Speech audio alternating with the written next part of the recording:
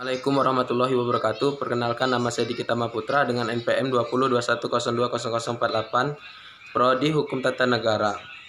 Di sini saya akan memenuhi tugas filsafat hukum Islam mengenai materi instrumen dalam filsafat hukum Islam dengan dosen pengampu Bapak Herpin Yongki Pradikta MHI. Baik, yang pertama adalah pengertian filsafat hukum Islam. Filsafat dalam Dictionary of Philosophy berasal dari dua kata, yakni philos dan sophia. Philos artinya cinta, sedangkan sophia artinya kebijaksanaan. Filsafat sebagai pemikiran mendalam melalui cinta dan kebijaksanaan. Filsafat hukum adalah pengetahuan tentang pemikiran mendalam, sistematis, logis, dan radikal tentang berbagai aturan yang berlaku dalam kehidupan manusia, baik aturan bermasyarakat maupun aturan bernegara. Filsafat hukum Islam adalah pengetahuan tentang hakikat, rahasia, dan tujuan hukum Islam yang baik menyangkut materinya, maupun proses penetapannya, atau filsafat yang digunakan untuk memancarkan, menguatkan, dan memelihara hukum Islam, sehingga sesuai dengan maksud dan tujuan Allah menetapkannya di muka bumi, yaitu untuk mensejahterakan umat manusia seluruhnya. Pengertian syariah dan fikih serta ciri-cirinya. Makna harfiah syariah adalah jalan menuju sumber kehidupan. Syariat adalah rujukan tindakan umat Islam dalam beragama yang erat hubungannya dengan masalah akidah, ibadah, dan muamalah.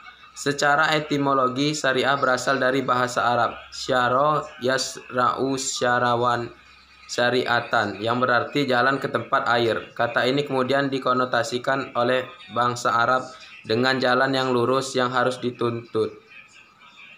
Sedangkan menurut terminologi, syariat berarti jalan yang diterapkan Tuhan, yang membuat manusia harus mengarahkan hidupnya untuk mewujudkan kehendak Tuhan, agar hidupnya bahagia di dunia dan di akhirat. Makna ini meliputi seluruh panduan Allah kepada hambanya. Para Rasul menyampaikan kepada umatnya agar diamalkan di dalam kehidupan sehari-hari, baik dalam bentuk akidah, akhlak, muamalah, dan sebagainya. Adapun ciri-ciri syariat berpusat pada asas-asas berikut. Yang pertama, ketuhanan atau robaniyah. Yang kedua, universal atau alamiah. Yang ketiga, menyeluruh atau syumul. Yang keempat, asli dan abadi. Yang kelima, mudah serta menghilangkan kesusahan. 6, memelihara maslahat manusia. 7, keseimbangan atau tawazun. Dan terakhir, hubungan erat talazum antara akidah dan kehidupan. Adapun pengertian fikih. Fikih artinya paham. Sedangkan secara istilah, fikih adalah pemahaman mendalam para ulama tentang hukum syara yang bersifat amaliyah atau praktik yang digali dari dalil-dalil terperinci. Fikih diartikan sebagai ilmu yang mengkaji syariat. Secara sistematis, kata fikih bermakna paham yang mendalam, mengetahui paham terhadap pembicaraan orang lain, atau mengetahui sesuatu dan memahami dengan baik. Sedangkan menurut istilah adalah hasil penjabaran praktis tentang hukum-hukum syariat yang berkaitan dengan perbuatan mu'alaf yang diambil dari dalil-dalil terperinci. Selanjutnya, pengertian tasri. Tasri adalah kata yang diambil dari lafaz syariah yang artinya jalan yang lurus.